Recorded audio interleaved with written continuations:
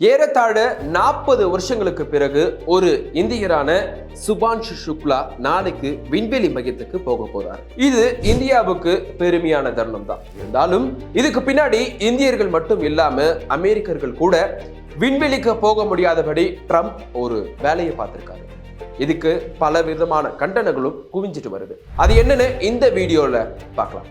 அதாவது இந்த வருஷம் நாசாவுக்கான நிதியை ட்ரம்ப் குறைக்க யோசிச்சுட்டு வராரு. அப்படி நடந்தா விண்வெளிக்கான பல திட்டங்கள் பழைய குடோன்ல வீசப்பட்ட இரும்பு பொருளை போல காலாவதி ஆகிடும். ஒவ்வொரு வருஷமும் தங்களுக்கு எவ்வளவு நிதி தேவை அப்படின்னு நாசா பட்ஜெட்டை போட்டு அரசுக்கு கொடுப்பாங்க.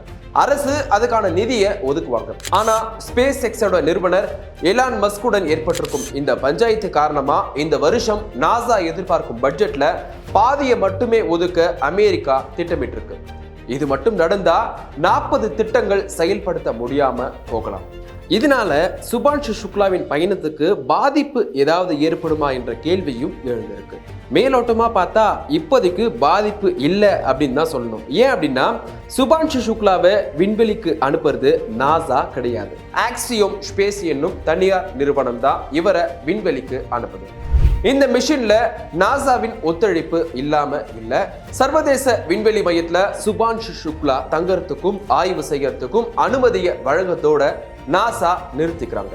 அப்படின்றதுனால நாசாவுக்கான நிதியை குறைக்கிறதுனால சுபான்ஷு சுக்லா பயணம் தடைப்பட வாய்ப்பே கிடையாது. ஆனா இப்படியே நிதியை குறைச்சிட்டே போனா எதிர்காலத்துல இந்தியர்கள் மட்டும் இல்லாம சொந்த நாட்டு விண்வெளி வீரருக்கு கூட உதவ முடியாத சூழலுக்கு நாசா தள்ளப்படும். சரி, இந்த நிதி குறைப்பால வேறு எந்த மாதிரியான பிரச்சனைகள் ஏற்படும்னு பார்த்தா, நிலவு மற்றும் செவ்வாய் கிரகத்துக்கு விண்வெளி வீரர்களை அனுப்பும் திட்டத்தை தவிர மற்ற எல்லா திட்டங்களும் அடிவாங்கும் அப்படின்னு ஓபன் பல்கலைக்கழகத்தின் விண்வெளி ஆய்வாளர் டாக்டர் சிபிஎன் பார்பர் சொல்லியிருக்காரு. இந்த திட்டங்களுக்கு கூடுதல் நிதியை ஒதுக்கினாலும் அமெரிக்காவால செவ்வாய் கிரகத்துல முதல்ல காலடி எடுத்து வைக்க முடியாது. ஏன் அப்படின்னா சீனா இதை விட பல மடங்கு அதிகமா விண்வெளி துறைக்கு நிதியை ஒதுக்கிட்டு வராங்க. அதனால சீனர்கள் தான் செவ்வாய் கிரகத்தை முதல்ல தொடுவாங்க. அதே மாதிரி இன்னொரு சிக்கல் என்ன அப்படின்னா நிலவுக்கு மனிதர்களை அனுப்ப அமெரிக்கா முயற்சி பண்ணிட்டு இருக்காங்க. இதுக்காக ஸ்பேஸ் லான்ச் சிஸ்டம்னு சொல்லப்படுற நவீன ராக்கெட்டை நாசா வடிவமைச்சிட்டு வராங்க. இதுக்கான செலவுகள் அதிகமா ஆகுது. இப்போ நிதியில ட்ரம்ப் கை வைத்திருக்கிறதுனால இந்த ராக்கெட் தயாரிப்பு தள்ளியும் போகலாம். இது மொத்த பயண திட்டத்தையும் பாதிக்கும்னு சொல்லப்படுது. மறுபுறம் எலான் மஸ்கின் ஸ்டார்ஷிப் என்னும் ராக்கெட்டை உருவாக்கிட்டு வராரு.